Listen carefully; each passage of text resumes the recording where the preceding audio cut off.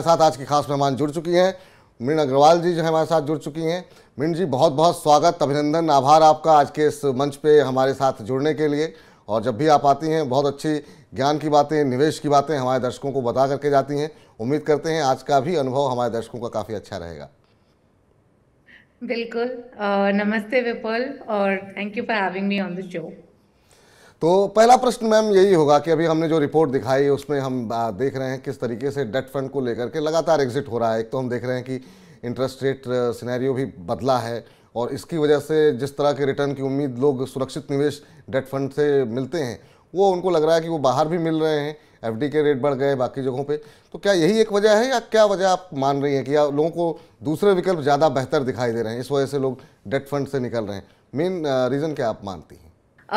सबसे पहले आजकल जो हो रहा है वो ये है कि एक साल से हम देख रहे हैं कि डेट फंड के रिटर्न्स काफी कम हैं। वो इसीलिए क्योंकि इंटरेस्ट रेट बढ़ रहे थे, तो इसीलिए डेट फंड के रिटर्न्स काफी कम हो रहे थे। और अब हम देख रहे हैं कि एफडी के इंटरेस्ट रेट्स में बढ़ोतरी हुई है। काफी सारे ऑनलाइन प्लेटफॉर्म्स हैं जो डिबेंचर्स एंड कवर्ड बॉन्ड्स वगैरह जैसे ऑप्शंस बेच रहे हैं। पी टू पी भी एक ऑप्शन है जिसके ऊपर मुझे बहुत सवाल आते हैं कि इसमें निवेश करें या नहीं। तो मेरे ख्याल से जो हो रहा है वो यही है कि लोग कंपेयर कर रहे हैं कि हमें पिछले एक साल में इतना मिला है, और अगर अभी हम किसी और डिपॉजिट में या बॉन्ड में इन्वेस्ट करेंगे तो इससे हमें एटलीस्ट 50%, 50 to 70% ज्यादा मिल रहा है। तो इसीलिए लोग ये डेट फंड से पैसे निकाल रहे हैं। जी, अगला महत्वपूर्ण सवाल जिस पर तमाम दर्शकों की नज़रें होंगी कि अब 2022 लगभग समाप्ति पर है। 2023 के लिए अगर कोई हमें कोई थीम पकड़नी हो, किस तरह की के म्यूचुअल फंड में निवेश करना चाहिए? क्या कौन सा ट्रेंड में आपको लग रहा है कि आने वाला ट्रेंड जो है वो किस तरह के म्यूचुअल फंड्स का रहेगा? हमने 2022 में तमाम तरह के एक्सपेरिमेंट देखे। लोगों ने जम करके सेक्टोरल फंड में भी पैसे लगाए, लोगों ने इक्विटी में काफ़ी ज़्यादा रिकॉर्ड नंबर हम दिखाई दिए। लोगों का निवेश काफ़ी ज़्यादा म्यूचुअल फंड में बढ़ रहा है। नए नए एसआईपी के नंबर्स भी हम देख रहे हैं कि काफ़ी तेज़ी से बढ़ रहे हैं। अक्टूबर में जरूर थोड़े कम हुए। आप कैसा ट्रेंड देख रही हैं 2023 के लिए? तो सबसे पहले मैं ये एक चीज जो जरूर देख रही हूँ कि लोग एसआईपी में बने रहना चाह रहे हैं, और ये एक बहुत अच्छा ट्रेंड है। बट मैं ये कहना चाहूंगी कि हर सिचुएशन या हर सीजन के हिसाब से हम अपना पोर्टफोलियो नहीं बदल सकते हैं, क्योंकि फिर इसको ट्रैक रहना बहुत मुश्किल रहेगा। अब किसने सोचा था कि इंटरनेशनल स्टॉक्स में जैसे एवरेज नैस्डैक का रिटर्न 30% से कम हो जाएगा? किसने ऐसे सोचा था कि the favourite foreign stocks, some of them will fall by 70%, right? तो ये कहना बहुत मुश्किल है कि कौन सा सेक्टर या कौन सा स्टॉक ऊंचाई पर रहेगा। और मेरे ख्याल से एक ही तरीका है जो आम निवेशक अपने पोर्टफोलियो में इस्तेमाल कर सकते हैं, और उन्हें करना भी चाहिए, और वो है गोल प्लानिंग के जरिए। आप अपने गोल के हिसाब से, अपने रिस्क के हिसाब से इन्वेस्ट कीजिए। मेरे ख्याल से जो कैटेगरीज अच्छी रहती हैं अगर आपका लॉन्ग टर्म गोल है, जी, वो है flexi cap category, mid cap category, and of course अगर आप रिस्क ले सकते हैं तो actively managed small cap funds is a very good bet. अगर आप रिस्क नहीं लेना चाह रहे हैं और आप बहुत कंफ्यूज्ड हैं कि हम कौन सी कैटेगरी में जाएं, तो निफ्टी 50 का ऑप्शन, निफ्टी 50 इंडेक्स फंड का ऑप्शन हर समय आपके पास है। तो मेरे ख्याल से यही चार कैटेगरीज में बना रहना चाहिए, क्योंकि जो भी सेक्टर या स्टॉक जिसमें बढ़ोतरी आएगी वो तो वैसे भी इन सब कैटेगरीज में शामिल होंगे। बिल्कुल। और मीन जी, आपने जो तमाम कैटेगरीज बताई हैं, 3-4 कैटेगरीज, तो ऐसा लग रहा है कि आपका भरोसा इक्विटी के ऊपर अभी भी बना हुआ है और ये मान के चल रहे हैं कि हम 2023 और उसके आने वाला समय जो है अभी भारतीय शेयर बाजार के लिए अच्छा रहेगा, ये मान के चल रही हैं आप? हाँ, बिल्कुल मान के तो चल रही हूँ, बट ऐसा नहीं है कि अगर यूएस में रिसेशन शुरू हो गया तो हम लोग बिल्कुल ही अनइफेक्टेड रहेंगे। मतलब ये जो डी कपल्ड वाली जो थियरी सब लोग बात कर रहे हैं, इसका कहना बहुत मुश्किल है कि कब तक इंडिया में that India will not behave like the world markets, ये तो थोड़ा मुश्किल ही है। यस हमारा ग्रोथ वगैरह अच्छा लग रहा है अभी, बट हमें ये मान के नहीं चलना चाहिए कि हम लोग बस बढ़ते ही जाएंगे। ऑफ कोर्स बीच में वॉलेटिलिटी आएगी। हम्म। अगला सवाल ये है, क्योंकि अब लोग निवेश कर रहे हैं, और ख़ास तौर से जो लोग अब रिटायरमेंट के आसपास पहुंच रहे हैं, या अभी से अगर रिटायरमेंट की प्लानिंग कर रहे हैं, 30-35 साल की उम्र है, रिटायरमेंट के लिए क्या म्यूचुअल फंड में निवेश करना सही रहेगा, या फिर जो लोग ये सोचते हैं कि यहाँ पे निवेश में थोड़ा रिस्क है और रिस्क नहीं लेना चाहते हैं क्योंकि रिटायरमेंट का मसला है, तो उनको पोस्ट ऑफिस, बैंक, यहाँ पर निवेश करना चाहिए, जो हम देखते हैं जो ट्रेडिशनल हमारा तरीका बना हुआ है, या फिर आपको लगता है कि एक हिस्सा रिटायरमेंट के लिए भी म्यूचुअल फंड में डाला जाना चाहिए? आप कैसे सजेस्ट करेंगी उन तमाम लोगों को जो अपनी रिटायरमेंट की प्लानिंग करना चाह रहे हैं? देखिए, सबसे पहले अगर हम इन्फ्लेशन 6-7% के हिसाब से ले रहे हैं, तो अगर आप ये पोस्ट ऑफिस में डाल रहे हैं या अगर आप इंश्योरेंस प्लान खरीद रहे हैं, इन सब चीज़ों में आप 7% रिटर्न नहीं बीट कर सकते हैं। तो इसमें तो डालने से कोई फायदा नहीं है। सबसे पहले मेरी ख्याल से दो स्कीम्स अच्छी, 2 या 3 इन्वेस्टमेंट्स हैं जो अवेलेबल हैं, जो अच्छे हैं। जो सैलरीड लोग हैं ऑलरेडी उनके पास ईपीएफ है, तो उनका डेट एक्सपोजर तो वहां हो गया, तो उनको certainly equity exposure they can take through mutual fund. अगर उनको बहुत मुश्किल लगता है कि भाई कौन सा फंड खरीदें, इसमें मतलब 20-25 साल का मामला है, क्या हम इसमें तब तक जुड़े रहेंगे, क्या करें, कब करेंगे, सब अगर वो फिर से कंफ्यूज हैं, तो एक बहुत ही आसान तरीका जो मैंने आपके शो में पहले भी बोला है, वो है नेशनल पेंशन स्कीम का, जिसमें इक्विटी का ऑप्शन भी रहेगा। अच्छा, ये तो हुई सैलरीड की बात। अगर आप नॉन सैलरीड हैं, तो आपके पास ईपीएफ तो नहीं है, तो आपको एक बैलेंस पोर्टफोलियो बनाना पड़ेगा। And here I would suggest that balanced advantage fund is also not a bad option, और even a regular balance fund is not a bad option, because इसमें आपका डेट एंड इक्विटी का allocation हो जाएगा। यदि आप अपने आप से कर सकते हैं, तो जो डेट एलोकेशन है वो आप शॉर्ट ड्यूरेशन डेट फंड में रखिए। एंड जो इक्विटी का ऑप्शन है, जो मैंने ऑप्शंस बताए, इंडेक्स फंड या फ्लेक्सी कैप वगैरह में रख सकते हैं। जी। Of course NPS is another option that's there. NPS में भी आप चूज कर सकते हैं कि आपको कितना इक्विटी में डालना है और कितना बॉन्ड्स में डालना है। तो ये आपके ऑप्शंस हैं। अब अगला सवाल जो काफ़ी महत्वपूर्ण है वो ये है, और ये कई लोगों ने मुझसे बातचीत के दौरान भी पूछा कि जो भी एक्सपर्ट आते हैं, और अभी आपने भी इस बात का जिक्र किया कि अपने रिस्क को देखते हुए जो है आपको रणनीति बनानी चाहिए, अपने गोल प्लानिंग करनी चाहिए, लेकिन अभी भी भारत के अंदर, देश के अंदर उस तरह की फाइनेंशियल लिटरेसी नहीं है। तो अधिकतर लोग ये सवाल अब पूछ रहे हैं कि ये मेरे लिए रिस्क क्या है, उसको कैसे समझें।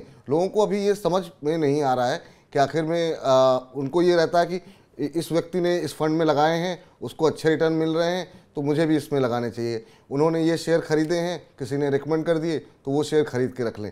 रिस्क को कैसे एनालाइज किया जाए, ये अगर आप थोड़ा एक्सप्लेन करके हमारे दर्शकों को बता सकें तो। देखिए, बहुत सारे रिस्क प्रोफाइलिंग टूल्स अवेलेबल हैं ऑनलाइन, साइकोमेट्रिक एनालिसिस टूल्स भी अवेलेबल हैं, but to be honest with you, मैं खुद इनको नहीं मानती हूँ।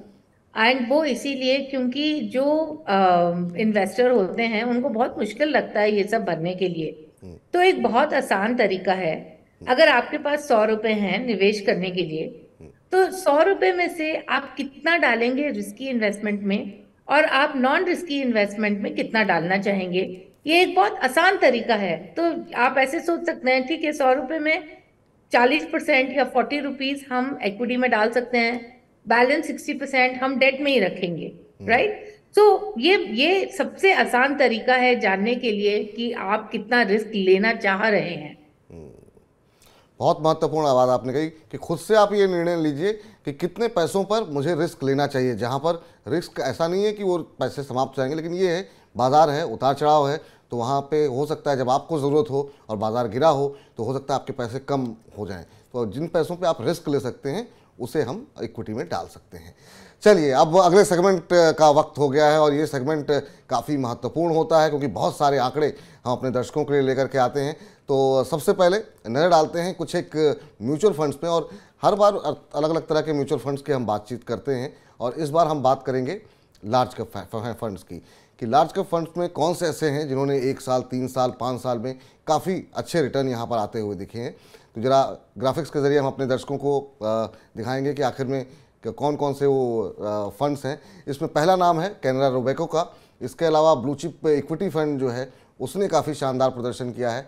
एक्सिस ब्लू चिप फंड ने काफ़ी अच्छा प्रदर्शन किया, ये देखिए। और इसमें दो तीन चीज़ें महत्वपूर्ण होती हैं। एक तो मैनेजर कौन है, फंड मैनेजर कौन है, क्योंकि आपके पैसे हैं और ये हर बार हम हर महीने जब भी शो लाते हैं तो आपको बताते हैं कि भाई उस फंड को मैनेज कौन कर रहा है, ये फंड हाउस कौन सा है। ये तमाम चीज़ें जब आप निवेश कर रहे हैं तो निश्चित रूप से ध्यान रखें। अब ये देखिए कैनरा रोबेको फंड में हमने देखा 3 साल में करीब 17% का आता हुआ रिटर्न दिखाई दिया, 5 साल में 14 साढ़े 14%। हालांकि एक साल में अगर देखें तो निगेटिव रिटर्न यहाँ पर देखने को मिले हैं। लेकिन एक्सिस ब्लू चिप फंड में आप देख लीजिए 5 साल में 13%, 3 साल में 12 साढ़े 12% तक के रिटर्न देखने को मिले हैं। और इसके अलावा इसको जो फंड मैनेजर हैं इसके एडलवाइज लार्ज कैप में देखिए 15% 3 साल में रिटर्न, 12.5% 5 साल में भावेश डी जैन और भारत लाहौटी इस फंड को मैनेज कर रहे हैं। तो ये वो दो तीन चीज़ें हैं, जब भी आप कोई निवेश करें तो इन तमाम चीज़ों पे नज़र रखनी चाहिए। मिंड अग्रवाल जी हमारे साथ लगातार बनी हुई है। मिंड जी, ये 4-5 फंड हैं जिन्होंने काफ़ी अच्छा प्रदर्शन किया है लार्ज कैप फंड में। आपको इनमें से कौन सा पसंद आ रहा है, और दूसरा कितना महत्वपूर्ण होता है फंड मैनेजर या एएमसी, किस एएमसी में आप पैसे लगा रहे हैं, ये इन सब चीज़ों पे ध्यान देना कितना महत्वपूर्ण होता है?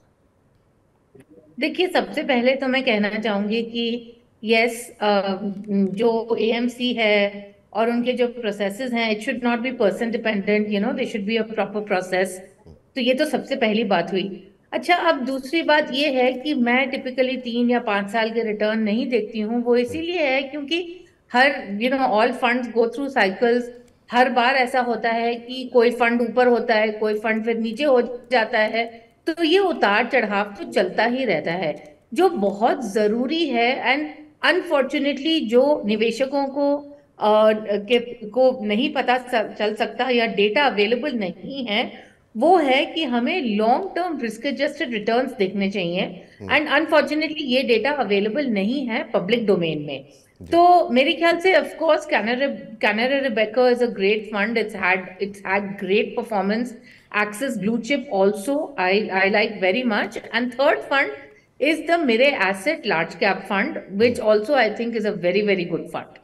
अच्छा, चूंकि इस पर बातचीत चली रही है और हम चाहेंगे कि लगातार ग्राफिक्स जो है वो चलाते रहें, हम दिखाते रहें कौन कौन से फंड की बात कर रहे हैं। एक महत्वपूर्ण सवाल यहाँ पर ये होता है कि जो लार्ज कैप फंड हैं, उतना आपके पोर्टफोलियो में कितने % हिस्सेदारी उस तरह के फंड्स की होनी चाहिए? देखिए, ये अगेन टोटली आपके रिस्क के ऊपर डिपेंडेंट है। अगर आप ज्यादा रिस्क ले सकते हैं then certainly I will say कि आप स्मॉल कैप में जाइए। और ये मैं इसीलिए कह रही हूँ क्योंकि अगर आप actively manage small cap funds देखते हैं तो इनका जो आउट परफॉर्मेंस है over the benchmark is very high, followed by mid cap, followed by large cap, right? So this is this percentage allocation between large, mid and small cap is completely dependent upon आप कितना risk लेना चाह रहे हैं अपने portfolio में। अगर आप कम रिस्क लेना चाह रहे हैं then certainly large cap is the way to go. चलिए, तो अब ये तमाम आंकड़े आप लोगों ने देख लिए। अब अगले आंकड़ों पर नजर डालते हैं, और अगले आंकड़े ये हैं कि म्यूचुअल फंड आखिर में खरीदारी जो है शेयर बाजार में हम देख रहे हैं लगातार। इस बार तो एफआईज की बिकवाली के बावजूद जो है हम देख रहे हैं कि जो संभाला है बाजार को, वो हमने देखा कि हमारे घरेलू जो निवेशक हैं म्यूचुअल फंड, लेकिन वहाँ पर भी सबसे ज़्यादा खरीदारी कहाँ हो रही है। तो म्यूचुअल फंड ने जिन शेयरों में सबसे ज़्यादा खरीदारी की है उसमें नाम है इंडसइंड बैंक का।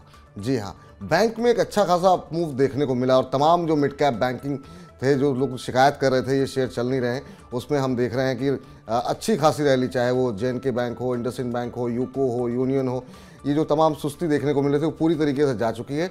और इसका सबूत आप देख रहे हैं कि म्यूचुअल फंड यहाँ पर खरीदारी करते हुए दिखाई दे रहे हैं।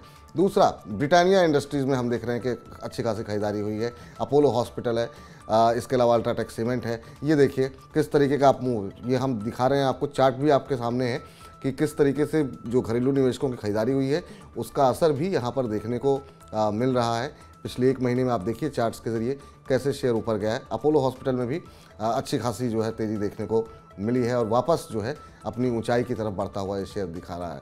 अल्ट्राटेक सीमेंट में भी खरीदारी की गई है एफआईएस की तरफ से, माफ़ कीजिएगा घरेलू निवेशक की तरफ से। ये जो आंकड़े हैं उसको कितना महत्वपूर्ण मानती है मैम मिंड जी कि ये जो नंबर्स हैं इसमें हम देख रहे हैं कि एक तो ये पता लग रहा है कि बैंकिंग पे भरोसा है, इसके अलावा जो घरेलू कंजम्पशन है जैसे एफएमसीजी के अंदर ब्रिटानिया का नाम आ गया, फिर हम देख रहे हैं नेस्ले का नाम है। इससे कुछ अंदाज़ा लग सकता है, जो लोग हमारे दर्शक हैं उनको अगर ये जब आंकड़े हम दिखाते हैं उसके आधार पर कुछ खरीदारी या बिकवाली करनी चाहिए, या आपको लगता है कि म्यूचुअल फंड जो कर रहे हैं उनको करने दीजिए, आप जो है उनको आपको एग्जिट नहीं पता है, उनको पता है वो कब एग्जिट करके निकल जाएंगे तो आप ट्रैप हो जाएंगे? कैसे देख रही हैं आप? बिल्कुल बिल्कुल, मैं यही कहने वाली थी कि मैं खुद ये ट्रैक नहीं करती हूँ, सच्ची। मैं खुद ये ट्रैक नहीं करती हूँ, क्योंकि मेरा ये मानना है कि जब हमने म्यूचुअल फंड में इन्वेस्ट किया है, तो एक रीजन हमने उसमें इन्वेस्ट किया है कि वहाँ एक प्रोफेशनल फंड मैनेजमेंट टीम है जो डिसाइड कर रही है कि कहाँ पर पैसे लगाएं, अच्छा कब इसको बेचें। और एज एन इंडिविजुअल हम इनको कॉपी तो कर सकते हैं, बट जैसे कि आपने कहा कि हम इसमें से कब निकलें ये हमें कभी पता नहीं चल पाएगा, राइट। एंड एज इंडिविजुअल्स जो इंफॉर्मेशन अवेलेबल है, it is not enough to take the right informed decision about buying the stocks. तो मेरा यही मानना है, जो आम इन्वेस्टर, आम निवेशक है, उनको बस फंड में बने रहना चाहिए।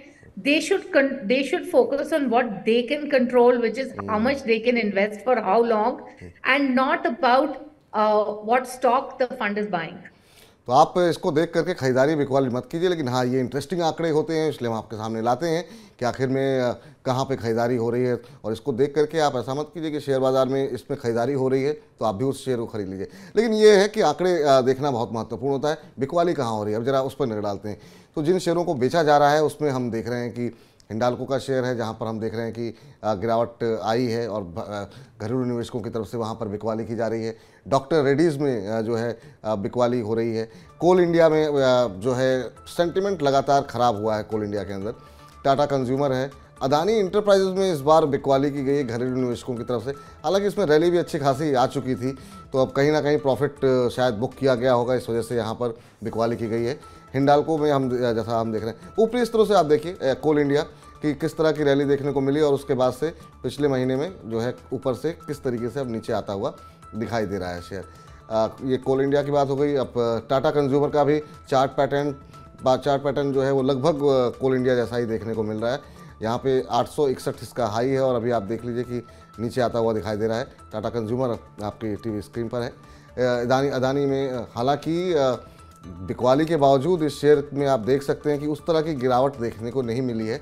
एफआईएस की तरफ से हो सकता है यहाँ पर खरीदारी हुई हो, और निश्चित रूप से हुई होगी, तभी यहाँ पर हम देख रहे हैं कि घरेलू निवेशकों ने बेचा है। उसके बावजूद अदानी इंटरप्राइजेस का शेयर नई ऊंचाइयाँ छूता हुआ दिखाई दे रहा है और अब 4000 के ऊपर ट्रेड करता हुआ।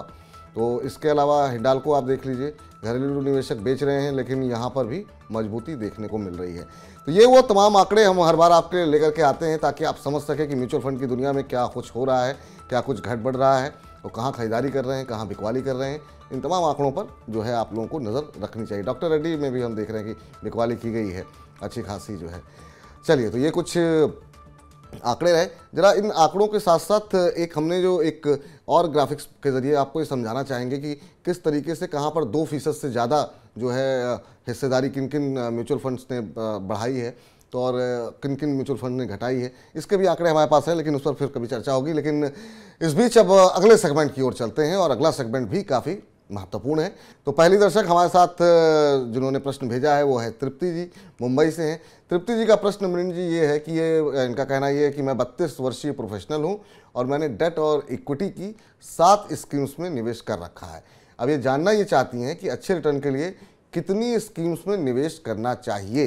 अब प्रश्न इनका ये है कि, या इन जनरल अगर हम इस प्रश्न को समझना चाहें कि हमने 6-7 जगह पैसे लगा दिए और कोई कह रहा है कि नहीं ये तो बाकी रह गया है, 8-10 स्कीम में और लगा लीजिए, एक आइडियल सिचुएशन क्या होनी चाहिए? किस तरह के फंड्स में पैसे लगाने चाहिए, कितने फंड्स में पैसे लगाने चाहिए? मेरे ख्याल से 5-6 से ज्यादा, मतलब 7 तक ठीक है जो उन्होंने लगाए हैं, बट ये बहुत जरूरी है देखना कि आपने कहाँ लगाए हैं। तो इसके मैं 2-3 एग्जाम्पल देती हूँ। तो एक तो आपको अपने रिस्क के हिसाब से लगाना है, और जैसे फॉर एग्जांपल अगर हम डेट फंड्स की बात कर रहे हैं तो I believe short duration date funds is a good option. अगर अभी हम इक्विटी की ओर लेते हैं, सपोज आपके जो 7 फंड हैं उस 7 फंड में से आपने 4 सेक्टर फंड डाले हैं, देन आई विल नॉट से कि वो एक अच्छा पोर्टफोलियो है, राइट। बहुत जरूरी होता है कि जो पोर्टफोलियो है that's diversified between large mid and small cap, and उसी में आपको सेक्टर डाइवर्सिफिकेशन मिल जाएगा। ज्यादातर हम लोग देखते हैं कि लोग थीमेटिक सेक्टर फंड्स ऐसे सब फंड्स में बहुत डाल रहे हैं, क्योंकि उस सेक्टर का अच्छा परफॉर्मेंस रहेगा तो लोग निवेश करेंगे। तो जो आपका मिक्स है, राइट, वैसे तो चार पांच फंड भी काफी हैं, बट जो मिक्स है वो बहुत वो आपको फोकस करना चाहिए कि वो लार्ज मिड एंड स्मॉल के बीच में डाइवर्सिफाइड रहे। ठीक। उम्मीद करते हैं आपको आपके प्रश्न का उत्तर मिल गया होगा, और अपना प्रश्न थोड़ा विस्तार से भेजेंगी तो ज़्यादा बेहतर रहेगा। और तमाम दर्शकों से हम अपील करते हैं, अब अगर ये बताया होता तो कितना हिस्सा इक्विटी में है, डेट में है, तो शायद मिंट जी आपका पोर्टफोलियो बैलेंस्ड है या नहीं, इसके बारे में भी आपको उत्तर दे पाती। देवेंद्र मिश्रा जी ने प्रश्न पूछा है, बुलंदशहर से हैं, और ये जानना चाहते हैं कि ये लो रिस्क वाले म्यूचुअल फंड में पैसे लगाना चाहते हैं, और ये भी कृपया मुझे कुछ कम जोखिम वाले म्यूचुअल फंड सुझाएं, और क्या लो रिस्क म्यूचुअल फंड में निवेश सही रणनीति है। अब ये दो प्रश्न इनके हैं। एक तो ये जानना चाह रहे हैं कि लो रिस्क वाले म्यूचुअल फंड कौन से होते हैं, दूसरा उसके लिए समझना चाह रहे हैं कि आप उनको कुछ रेकमेंड भी करें एक दो फंड। दूसरा ये कह रहे हैं कि क्या ये मेरी स्ट्रेटजी जो है कि मुझे लो रिस्क वाले म्यूचुअल फंड में निवेश करना है, ये स्ट्रेटजी सही है या नहीं सही है।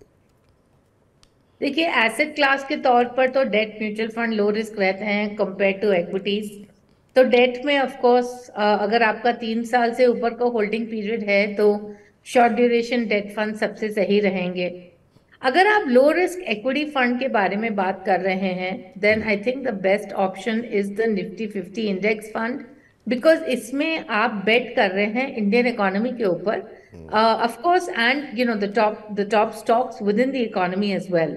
सो अगर आप इक्विटी में करना चाह रहे हैं, मेरे ख्याल से तो जो लोएस्ट रिस्क है that is the Nifty 50 index fund.